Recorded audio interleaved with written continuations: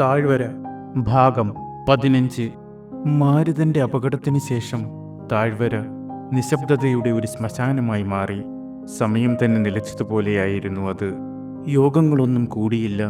താഴ്വരയിൽ വെള്ളമെത്തിക്കുന്നതിനായുള്ള പുതിയ പദ്ധതികൾ ആസൂത്രണം ചെയ്തില്ല. ഒരു കാലത്ത് അതിജീവനത്തെക്കുറിച്ചുള്ള ആവേശകരമായ ചർച്ചകളും ജലത്തെക്കുറിച്ചുള്ള സ്വപ്നങ്ങളും നിറഞ്ഞ അന്തരീക്ഷം ഇപ്പോൾ നിശബ്ദമായി തുടർന്നു. ആളുകൾ സ്വയം പിൻവാങ്ങി. അവർ മുറുകെ പിടിച്ച പ്രതീക്ഷ തകർന്നുപോയ സ്വപ്നം മാത്രമായി. വിയോരൻ ക്ഷേത്രത്തിൽ തന്നെ തുടർന്നു. അയാൾ പ്രാർത്ഥനകൾ നിർത്തിയില്ല. അയാൾ കൃത്യമായ ഇടവേളകളിൽ പൂജയും മന്ത്രങ്ങളും തുടർന്നെങ്കിലും ഒരിക്കൽ അയാൾക്കുണ്ടായിരുന്ന പ്രതീക്ഷകൾ ഇപ്പോൾ ഉണ്ടായിരുന്നില്ല. അയാളുടെ ശബ്ദത്തിന് പരാജയത്തിൻ്റെ ഭാരമുണ്ടായിരുന്നു. താഴ്വരയ്ക്ക് ചുറ്റുമുള്ള കിണറുകൾ ഒന്നിനു പിറകെ ഒന്നായി വറ്റി. ജീവൻ നിലനിർത്താൻ ആവശ്യമായ വെള്ളം കുറച്ചു മാത്രമേ അവശേഷിച്ചിരുന്നുള്ളൂ. കേദിരിയിലേക്ക് താമസം മാറിയ മാരുതിനെയും കുടുംബത്തെയും കുറിച്ച് കുറച്ചു കാലത്തേക്ക് ആർക്കും ഒരറിവുമുണ്ടായിരുന്നില്ല. അവരുടെ അഭാവത്തിൽ കാറ്റുപോലും വിലപിക്കുന്ന ഒരു ശൂന്യത അവിടെ ഉണ്ടായിരുന്നു. മാരുതന്റെ അവസ്ഥ എങ്ങനെയുണ്ടെന്ന് ചിന്തിച്ചുകൊണ്ട് ലാമിയും ദായുവും അവരുടെ വയലിൻ്റെ അരികിൽ നിശബ്ദമായിരിക്കും. ദിവസങ്ങൾ കഴിയും തോറും അത് അവരുടെ ഉള്ളിൽ ഒരു വലിയ ഭാരമായി നിറഞ്ഞു. ദിവസങ്ങൾ ആഴ്ചകളായി മാറി. മാരുതന്റെ സുഖവിവരം അന്വേഷിച്ച് കേദിരിയിലേക്ക് പോകാൻ ദായു തീരുമാനിച്ചു. അങ്ങനെയിരിക്കെ ഒരു ദിവസം രുദേയൻ തിരിച്ചു വന്നു. തോളിൽ ഭാരവുമായി അവൻ താഴ്വരയിലേക്ക് പതുക്കെ നടന്നു. യാത്രാഭാരം മാത്രമല്ല, മനസ്സിനെ അലട്ടുന്ന ചിന്തകളുടെ ഭാരവും പേറി. അയാൾ പ്രായമായവനും ക്ഷീണിതനും സൂര്യതാപമേറ്റവനുമായി കാണപ്പെട്ടു. അവൻ ഗ്രാമക്ഷേത്രത്തിന് മുന്നിൽ നിന്നു. ആളുകൾ അവൻ്റെ ചുറ്റും തടിച്ചുകൂടി. പ്രതീക്ഷ നിറഞ്ഞ കണ്ണുകളോടെ എല്ലാവരും മാരുതിനെക്കുറിച്ച് അന്വേഷിച്ചു. ഒരു നെടുവീർപ്പോടെ രുദേയൻ വാർത്ത പങ്കുവച്ചു. മാരുതൻ ജീവിച്ചിരിപ്പുണ്ട്. പക്ഷെ അവന് സംസാരിക്കാൻ കഴിയില്ല. നടക്കുവാനോ അനങ്ങുവാനോ കഴിയില്ല. കേദിരിയിലെ ഒരു പ്രശസ്ത വൈദ്യന്റെ പരിചരണത്തിൽ ജീവനുള്ളതിൻ്റെ തെളിവായി ശ്വാസം മാത്രം എടുത്തുകൊണ്ട് നിശ്ചലനായി കിടക്കുന്നു.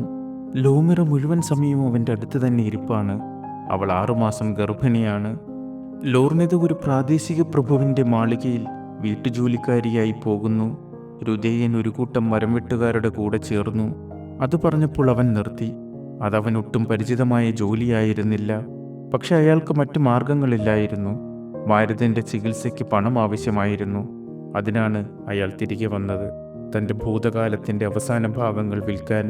രുദേയന്റെ കഥ കേട്ട കുറച്ചാളുകൾ അയാളെ ആശ്വസിപ്പിച്ചു. കുറച്ചുപേർ ഒന്നും മിണ്ടാതെ തിരിഞ്ഞു നടന്നു. രുദേയൻ നേരെ ദത്തേയുവിൻ്റെ അടുത്തേക്ക് പോയി. ദത്തേയു അയാളെ ചിരിച്ചുകൊണ്ട് സ്വീകരിച്ചു. ഒരു ചർച്ചയും ഉണ്ടായില്ല.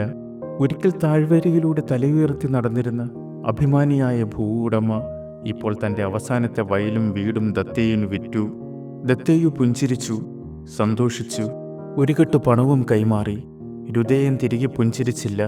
അവൻ പണമെടുത്ത് തിരിഞ്ഞു. അയാൾ തൻ്റെ വീട്ടിലേക്കും വയലിലേക്കും നോക്കാതെ, മറ്റാരെയും കാണാതെ താഴ്വരയിൽ നിന്ന് പോകാൻ തുടങ്ങി. അയാൾ താഴ്വരയുടെ പുറത്തേക്കുള്ള വഴിയിലേക്ക് നടക്കുമ്പോൾ ദൂരെ നിന്നും ലാമി ഓടി അയാളുടെ അടുത്തേക്ക് വന്നു. അവളുടെ കയ്യിൽ ഒരു പഴയ വെള്ളത്തുണിയിൽ പൊതിഞ്ഞ ധാന്യങ്ങളുണ്ടായിരുന്നു. അത് രുദേയന് നേരെ നീട്ടിക്കൊണ്ട് അവൾ പറഞ്ഞു, "ഇത് ലോമിറയ്ക്ക് കൊടുക്കൂ. ഇത് മാത്രമാണ് അവൾക്കായി എൻ്റെ കൈവശമുള്ളത്. ഇത് മാത്രമാണ് ലോമിറയുടെ കുഞ്ഞിന് കൊടുക്കാൻ എൻ്റെ കൈവശമുള്ളത്." രുദേയൻ പൊതിക്കെട്ടിലേക്ക് നോക്കി. തൻ്റെ ഭൂമി വിറ്റപ്പോൾ അവൻ കരഞ്ഞില്ല. മാരുതൻ്റെ അവസ്ഥയെക്കുറിച്ച് ഗ്രാമവാസികളോട് പറഞ്ഞപ്പോൾ അവൻ പതറിയില്ല. എന്നാൽ ഇപ്പോൾ ലാമിയുടെ കയ്യിൽ നിന്ന് അത് സ്വീകരിക്കുമ്പോൾ അവൻ്റെ കൈ വിറച്ചു. അവൻ്റെ കണ്ണുകൾ നിറഞ്ഞൊഴുകി. ലോമിറയുടെ കുട്ടിയെ ഞാൻ എപ്പോഴെങ്കിലും കാണുമോ എന്ന് എനിക്കറിയില്ല. പക്ഷേ എൻ്റെ സ്നേഹം എപ്പോഴും ആ കുഞ്ഞിനൊപ്പം ഉണ്ടാകും. മാരുതൻ എപ്പോഴും എൻ്റെ പ്രാർത്ഥനയിലുണ്ടാകും. അവൻ സുഖം പ്രാപിക്കും. ലാമി ശബ്ദമിടറിക്കൊണ്ട് തുടർന്നു. രുദേയൻ അതിന് മറുപടി പറഞ്ഞില്ല. അവൻ തിരിഞ്ഞു നടന്നു. അവൻ തിരിഞ്ഞു നോക്കിയില്ല. ഓരോ ചുവടുവെപ്പിലും അവൻ കുമാരുവിൽ നിന്ന് സ്വയം വേർപെട്ട് തൻ്റെ വേരുകൾ പിന്നിലുപേക്ഷിച്ച് മുന്നോട്ട് നടന്നു. കുറച്ചു ദിവസങ്ങൾക്ക് ശേഷം മാരുതൻ്റെ സഹോദരന്മാരും അതുതന്നെ ചെയ്തു. അവരും തങ്ങളുടെ ഭൂമി വിറ്റ് കേദിരിയിലേക്ക് പോയി. ദത്തേയു അതെല്ലാം വാങ്ങി. തുടർന്ന് കൂടുതൽ ആളുകൾ അവരെ പിന്തുടർന്നു. ഒന്നൊന്നായി കുടുംബങ്ങൾ ഉപേക്ഷിച്ചു. അവർ തങ്ങൾക്കുള്ളത് വിറ്റു. ദത്തേയു വാഗ്ദാനം ചെയ്ത ചെറിയ പണവും എടുത്ത് പട്ടണത്തിലേക്ക് താമസം മാറി. ഒരുമിച്ച് ചിരിക്കുകയും ഒരുമിച്ച് കരയുകയും ഒരുമിച്ച് സ്വപ്നം കാണുകയും ചെയ്ത ആളുകളാൽ നിറഞ്ഞ താഴ്വര ഇപ്പോൾ വിജനമായി. എന്നാൽ കേദിരിയിൽ ജീവിതം എളുപ്പമായിരുന്നില്ല. ഒരു കാലത്ത് കൊമാരുവിൽ നിന്നുള്ള വിളകളുമായി ആളുകൾ എത്തുമ്പോൾ ഉത്സവ പ്രതീതിയിലായിരുന്നു കേതിരി പട്ടണം. അവർ അവരെ സന്തോഷത്തോടെ സ്വീകരിച്ചു. എന്നാൽ ഇപ്പോൾ ദരിദ്രരും നിരാശരുമായി കൂട്ടമായി എത്തിയ അവരെ സംശയത്തോടെയാണ് കണ്ടത്. പട്ടണവാസികൾ അവരെ തണുത്ത കണ്ണുകളോടെ നോക്കി. പരിചയക്കാർ പോലും അവരെ കാണുമ്പോൾ വഴിമാറി നടക്കാൻ തുടങ്ങി. അവർ അവർക്ക് ഏറ്റവും വൃത്തികെട്ട ജോലികൾ നൽകി, ഏറ്റവും കുറഞ്ഞ വേതനം നൽകി. ചിലർ അവരെ അടിമകളെപ്പോലെ കരുതി. പുരുഷന്മാർ ചെരുപ്പ് നിർമ്മാണശാലകളിൽ ജോലി ചെയ്തു, ചിലർ മരം മുറിക്കുന്നവരായി. സ്ത്രീകൾ പ്രഭുക്കന്മാരുടെ വീടുകളിൽ വൃത്തിയാക്കൽ, പാചകം, അലക്കൽ എന്നിവ ചെയ്തു. കുട്ടികൾ പോലും ജോലി ചെയ്തു. എന്നിട്ടും അവർ സഹിച്ചു. അപമാനങ്ങൾ സഹിച്ചിട്ടും കുറഞ്ഞ വേതനം ലഭിച്ചിട്ടും അവർ നന്ദിയുള്ളവരായിരുന്നു. കൊമാരുവിൽ അവർ പട്ടിണിയിലായിരുന്നു. കേതിരിയിൽ കുറഞ്ഞത് അവർക്ക് ഭക്ഷണവും പാർപ്പിടവും വസ്ത്രങ്ങളെങ്കിലും ഉണ്ടായിരുന്നു. ഇപ്പോൾ അവർക്ക് അത് മതിയായിരുന്നു. അതേസമയം കൊമാരുവിൽ ദത്തയു അഭിവൃദ്ധി പ്രാപിച്ചു. ഒഴിഞ്ഞു കിടക്കുന്ന ഓരോ വീടും വിറ്റഴിച്ച ഓരോ വയലും അയാളെ ശക്തനാക്കി. ഒരിക്കൽ ജനങ്ങളുടെ കൈവശമുണ്ടായിരുന്ന പാടങ്ങളിലേക്ക് നോക്കി അവൻ തൻ്റെ ഭൂമിയുടെ അരികിൽ നിന്നു. അയാൾ വലിയ സ്വപ്നങ്ങൾ കണ്ടു. എന്നെങ്കിലും ഈ ഭൂമി മുഴുവൻ അവൻ കൃഷി ചെയ്യും. എല്ലാ വിളകളും അവൻ്റേതായിരിക്കും. അവൻ അവയെ കേതിരിയിലേക്ക് അയക്കും. ധാരാളം പണം സമ്പാദിക്കും. ഏറ്റവും ധനികരായ പ്രഭുക്കന്മാരുമായി പോലും മത്സരിക്കാൻ കഴിയുന്നത്ര പണം. ഒരുപക്ഷെ അവൻ രാജ്യത്തെ ഏറ്റവും വലിയ ധനികനായേക്കാം. ആ ചിന്ത അയാളെ അത്യാഗ്രഹിയാക്കി. ആളുകൾ തൻ്റെ അടുക്കൽ വരുന്നതുവരെ അയാൾ കാത്തിരുന്നില്ല. അയാൾ അവരുടെ അടുത്തേക്ക് പോയി അവരെ പ്രലോഭിപ്പിച്ചു. ഉറപ്പില്ലാത്തവർക്ക് അയാൾ കൂടുതൽ സഹായം വാഗ്ദാനം ചെയ്തു. കേതിരിയിൽ ജോലി വാഗ്ദാനം ചെയ്തു. മിക്കവരും അതിനു വഴങ്ങി. ചിലർ എതിർത്തു. ലാമി അവിടെ തന്നെ നിന്നു. അവൾ ശ്രമം നിർത്തിയില്ല. അവൾ വീണ്ടും കൃഷി തുടങ്ങുവാനുള്ള പല പരീക്ഷണങ്ങളും തുടർന്നു. അവൾ പല രീതിയിൽ വിളകൾ വളർത്താൻ ശ്രമിച്ചു. ചിലത് മുളച്ചു. ചെറിയ പച്ചപ്പ് മുകളിലേക്ക് നീണ്ടു. യാമി അവളെ സഹായിച്ചു. ദായുവും കുടുംബവും അവർക്കൊപ്പം നിന്നു. എല്ലാവരും ഒന്നിച്ചു ശ്രമിച്ചു. പക്ഷെ ഒന്നും അതിജീവിച്ചില്ല. ചൂട് സഹിക്കാൻ പറ്റാത്തതായിരുന്നു. ഓരോ തവണയും ഒരു മുള വാടിപ്പോകുമ്പോൾ ലാമി നിശബ്ദമായി അത് വിരലുകൾ കൊണ്ട് കുഴിച്ചിട്ട് വീണ്ടും ശ്രമിച്ചു. ഏതാണ്ട് 1 വർഷം കടന്നുപോയി. പക്ഷെ ഒന്നും മാറിയില്ല. ദേശത്തുകൂടി കടന്നുപോയ കാറ്റ് ഒരു പ്രതീക്ഷയും നൽകിയില്ല. അതേ വരണ്ട വായു, അതേ വിണ്ടുകീറിയ മണ്ണ്, അതേ ഒഴിഞ്ഞ കളപ്പുരകൾ. ലാമിയും കുടുംബവും അവരുടെ എല്ലാ ആടുകളെയും കേതിരിയിൽ വിറ്റു. മെലിഞ്ഞതും ദുർബലവുമായ ആടുകൾക്ക് വലിയ വിലയൊന്നും ലഭിച്ചില്ലെങ്കിലും അതൊരു ശരിയായ തീരുമാനമായിരുന്നു. ഈ കഠിനമായ അന്തരീക്ഷത്തിൽ മൃഗങ്ങളെ പോറ്റുന്നത് അസാധ്യമായിരുന്നു.